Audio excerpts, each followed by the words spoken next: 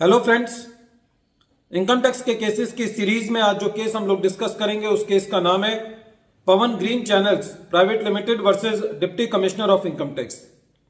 ये केस 101 ITR tribunal short notes 19 पर रिपोर्ट हुआ। मैटर चेन्नई आईटीआईटी की सी बेंच ने डिसाइड किया और इस केस का जजमेंट 23 दिसंबर 2022 को आया। फ्रेंड्स, जब डिपार्टमेंट एसएससी को नोटिस भेजता है स्क्रूटनी का, तो वो नोटिस वैलिड है या नहीं, कुछ केसेस के अंदर उस मैटर पर काफी लिटिगेशन होता है। पहला केस एसएससी की डेथ हो चुकी होती है और एसएससी के नाम का नोटिस और एसएससी के पैन नंबर का नोटिस उसके लीगल ईयर को रिसीव होता है। दूसरा केस, एक कंपनी दूसरे कंपनी में मर्ज हो गई और जो कंपनी मर्ज हुई है उसके नाम का और उसके पैन नंबर का नोटिस बाद में जो कंपनी जिस कंपनी के अंदर मर्ज हुई है या पुराने डायरेक्टर्स को नोटिस रिसीव होता है या पुराने एड्रेस पे रिसीव होता है। तीसरा केस, कंपनी स्ट्राइक ऑफ हो गई है और स्ट्राइक ऑफ होने के बाद जो कंपनी के डायरेक्टर्स पहले होते हैं उनको नोटिस रिसीव होता है। तो मेरे पास काफी लोगों के क्वेश्चन ये आते हैं कि ऐसे केसेस के अंदर जहां पे एसएससी की डेथ हो चुकी है या कंपनी अमलगमेट हो चुकी है या कंपनी स्ट्राइक ऑफ हो चुकी है,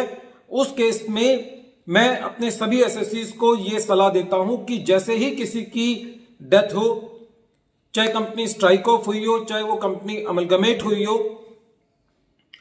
ये एसएससी की पीछे जिम्मेदारी बन जाती है, डायरेक्टर्स की जिम्मेदारी बन जाती है, लीगल ईयर्स की जिम्मेदारी बन जाती है कि वो डिपार्टमेंट को ये इंटीमेट करे कि अब ये कंपनी एग्जिस्ट नहीं करती या ये कंपनी स्ट्राइक ऑफ हो गई है या इस एसएससी की डेथ हो गई है। यदि हम इनकम टैक्स एक्ट को देखें तो इनकम टैक्स एक्ट के अंदर कहीं पे भी ये नहीं मेंशन है कि ये एसएससी की जिम्मेदारी है। और हम देखते हैं कि जब कंपनी स्ट्राइक ऑफ होती है या कंपनी अमलगमेट होती है तो कहीं ना कहीं जो आरओसी होता है वो उसकी इंफॉर्मेशन न्यूज़पेपर में भी देता है या इनकम टैक्स डिपार्टमेंट को भी इन्फॉर्म करता है कि ये कंपनी जो है वो स्ट्राइक ऑफ हो गई है। लेकिन क्या फिर भी ये एसएससी की जिम्मेदारी है? तो यदि कोई मेरा पॉइंट ऑफ व्यू इस पे पूछे तो मेरा ये कहना है कि हाँ, ये एसएससी के पीछे जो उसके लीगल ईयर होते हैं ये उसकी जिम्मेदारी है कि वो उनको इंटीमेट करे। ऐसा ही इस केस के अंदर हुआ। कंपनी जो थी वो स्ट्राइक ऑफ हो चुकी थी। कंपनी के डायरेक्टर्स को जब नोटिस आया सेक्शन 148 का, तो कंपनी के डायरेक्टर्स ने उसमें यह एंडोर्स किया कि यह कंपनी स्ट्राइक ऑफ हो चुकी और इस बात पे लिटिगेशन थी कि क्या इस केस के अंदर सेक्शन 148 का नोटिस वैलिड होगा या नहीं होगा।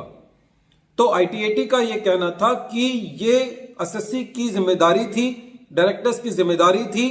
कि जब कंपनी स्ट्राइक होती हुई तो ऑफिशियली डिपार्टमेंट को इंटीमेट करना कि ये कंपनी जो है वो अब स्ट्राइक ऑफ हो गई है। तो इस केस के अंदर जब एसएससी इस पर्टिकुलर असेसमेंट ईयर के लिए लड़ रहा था कि इस बात पे कि ये कंपनी स्ट्राइक ऑफ हो चुकी है और ये नोटिस वैलिड नहीं है, तो आईटीआईटी ने ये कहा कि ये उनकी जिम्मेदारी थी कि जब कंपनी स्ट्राइक ऑफ हुई तो कि वो ऑफिशियली डिपार्टमेंट को इंटीमेट करे। दूसरा, इस मैटर के अंदर यह इशू इन्वॉल्व था कि असेसमेंट ईयर 2003-4 के लिए जब सेक्शन 148 का नोटिस इशू किया गया तो उस नोटिस के अंदर जो अप्रूवल ली गई वो कमिश्नर ऑफ इनकम टैक्स से ली गई, जबकि नोटिस इशू करते वक्त ये कानून था कि ये परमिशन ज्वाइंट कमिश्नर और या एडिशनल कमिश्नर से ली जानी चाहिए। तो एसएससी इस बात पे कंटेस्ट कर रहा था कि प्रॉपर अप्रूवल जो सेक्शन 151 में होती है वो अप्रूवल नहीं ली गई और डिपार्टमेंट का कहना यह था कि साहब ज्वाइंट कमिश्नर या एडिशनल कमिश्नर से परमिशन लेनी थी, हम तो इससे बड़े अफसर से ही परमिशन लाए हैं, तो इसके अंदर कोई फ्लॉ नहीं होना चाहिए। तो इसके ऊपर लॉ बहुत क्लियर है कि बात यह नहीं है कि डिपार्टमेंट जो है वो एक बड़े ऑफिसर से परमिशन लेके आया, लेकिन लॉ के अंदर प्रोसीजर्स का एक बहुत ही इंपॉर्टेंस होती है। यदि उन प्रोसीजर्स का फॉलो नहीं होता तो पूरी जो प्रोसेस है और जो उसके एंड रिजल्ट्स होते हैं, जैसे कि इनकम टैक्स प्रोसीडिंग्स में एंड रिजल्ट्स है असेसमेंट ऑर्डर, तो वो सारे के सारे नल एंड वाइड हो जाते हैं। तो इस केस में आईटीआईटी ने यह कहा कि जहां पे एडिशनल कमिश्नर या ज्वाइंट कमिश्नर से परमिशन लेने की जरूरत है और वहां पर कमिश्नर ऑफ इनकम टैक्स से किसी ऊंचे ओहदे के अफसर से परमिशन ली जाती है, तो उस केस के अंदर भी वो नोटिस जो है और वो कॉरस्पॉन्डिंग असेसमेंट्स जो हैं वो वैलिड नहीं होंगी। तो इस केस के अंदर ITAT ने इस पर्टिकुलर ईयर के लिए जिस साल के अंदर प्रॉपर परमिशन नहीं ली थी उसके नोटिस को और असेसमेंट को क्वेश किया। वीडियो के अंत में एक बार फिर मैं केस का नाम रिपीट कर रहा हूं। केस का नाम है Pawan green channels private limited versus deputy commissioner of income tax, और ये केस 101 ITR ट्रिब्यूनल शॉर्ट नोट्स 19 पर रिपोर्ट हुआ। मैटर चेन्नई ITAT की सी बेंच ने डिसाइड किया और इस केस का जजमेंट 23 दिसंबर 2022 को आया। Thank you friends.